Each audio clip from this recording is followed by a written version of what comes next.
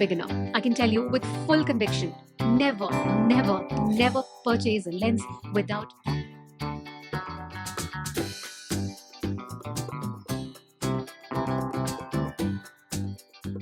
Hey, would you trust a pre-owned lens? Well, I saved about $7,000 doing just that. And in today's video, I'm going to show you exactly how I did it. This is my gear. Over the last 5 years, I built this kit bit by bit by buying used lenses. Some I kept, some I traded, but the fact is that they all worked brilliantly well for me. In this video, I will show you exactly where I got my lenses from, and I will also introduce you to some quick checks that I always run when I purchase pre-owned equipment. And stay with me till the end, where I will share a simple 4-question framework that I always use when I'm purchasing lenses. On that note, without further ado, let's begin. So let's start with where I got my lenses from.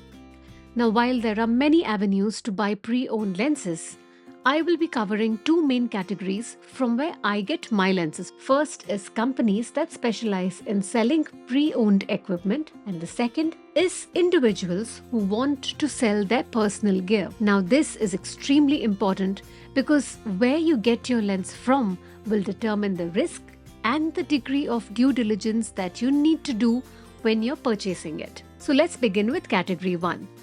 And this is, without a doubt, one of the safest ways to go. Now, these are companies which have expertise and infrastructure to do thorough checks on all the lenses that they sell. And based on the condition of the lens, they will set a price, all of which is disclosed to you.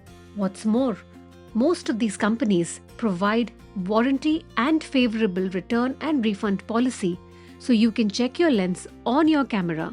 And if you're not happy, you can send it back. Although I wouldn't be able to tell you how smooth that process is because I've never really had to return any of my lenses. These are some of the websites where I purchased my lenses from. Now, there is one catch though. All of these companies are based outside of India. But having said that, there are a couple of lenses that I purchased from a company in India called Primes and Zooms. This is primarily a camera renting company which periodically comes up with a gear sale. Although I must tell you that they may not necessarily have the refund and return policy like the way these other companies have, but it is still worth evaluating. Now coming to category 2, individuals who are selling their own personal gear. Now this is where it can get a little bit tricky, but I have yet purchased lenses on OLX, which is why I'm not completely ruling it out. But I will tell you that you have to be extremely careful. You need to do your tests and you need to do those tests and checks on your own camera. Broadly, I have divided them into 3 main categories because that's what I do best. The first one is glass related. Here you're going to check for scratches, fungus and dust. The second is barrel related, where you're going to check for the smoothness of your zoom ring, the smoothness of your focus ring, your filter threads and general wear and tear. And the third is mechanism related, where you're going to check for smoothness of aperture blades, your electrical contact points and your autofocus system. And if all of this is putting you off and you feel like it's too much work, let me tell you it's not, and I'm going to take you through this entire process, which is not going to take more than 10 minutes on one of my own lenses. That video will be out in the coming week. With that, we have reached the end of today's video, but not before I tell you the 4-question framework. So these are the 4 things or 4 questions that I always ask myself before I purchase any new equipment. First question, do I rent first? And if you're a beginner, I can tell you with full conviction, never, never, never purchase a lens without renting it first.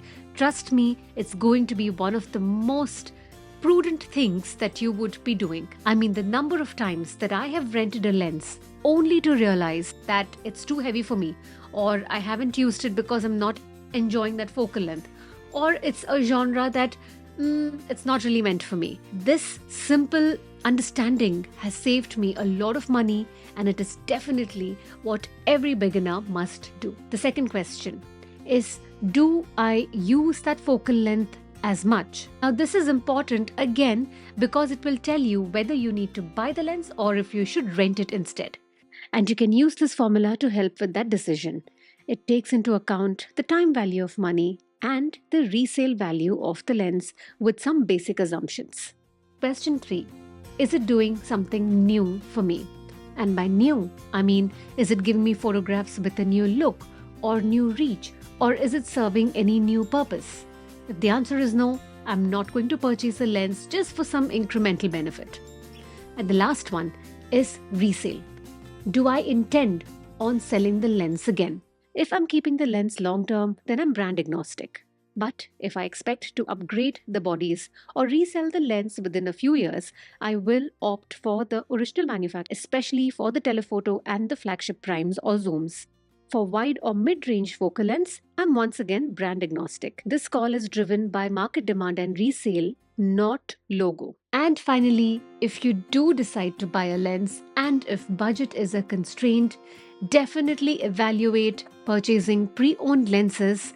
They can save you thousands provided you know where to get them from and you check them well before you make the purchase.